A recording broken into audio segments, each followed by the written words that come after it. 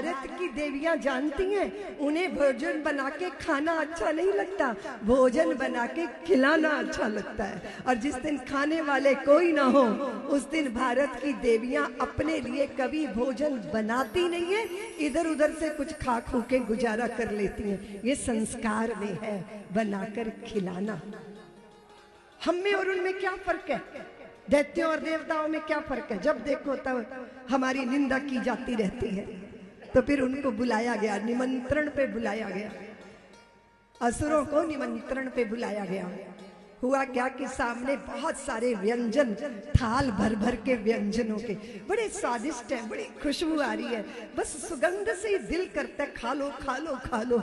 लेकिन बड़ा विचित्र व्यवहार कर दिया बुलाने वालों ने। उन्होंने सीधे डंडे यहाँ बांध दिए दोनों हाथों पे, हाथ ऐसे हो गए और कहा चलो भाई असुरो भोजन पाओ।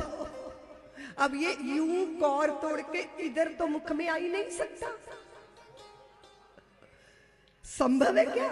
डंडे बांध दिए हाथों पे और हमें कहते हो खा लो। इतना क्रोध आया उनको, थालियों में मार मार के ठोकरे, सारा भोजन भूमि पर बिखेर दिया और मन मन भारी गालियां देकर कोसते और भूखे प्यासे वहां से निकल गए। निमंत्रण देवताओं को भी दिया गया, उनके सम्मुख भी व्यंजन से भरे थाल सजाए गए, उनकी भुजाओं के ऊपर भी वैसे ही डंडे बांध दिए गए कि हाथ मुड़ ही न सके। देवताओं ने जब देखा कि ऐसा व्यवहार, तो उन्होंने कहा ऐसा है, हम एक पंक्ति में नहीं बैठेंगे, एक के सामने दूसरा बैठेगा, दूसरे के सामने दूसरा बैठेगा।